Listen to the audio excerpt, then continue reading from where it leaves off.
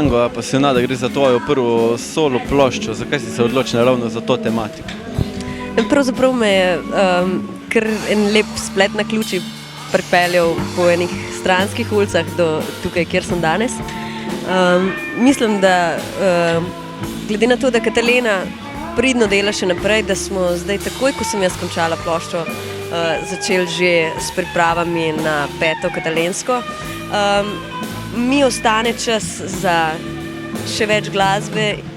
V glasbo vpletaš tudi dosti nekih modernih elementov, morda. Zakaj gre za takšno mešanico?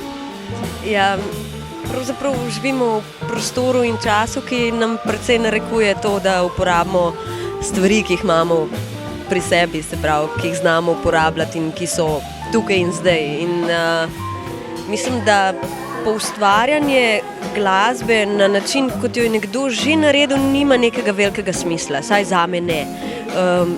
Tako da se mi je to zdelo edino logično. Kaj pa morda kakšni ostali projekti, mislim, da pripravljaš tudi ploščo pesmi za otroke več?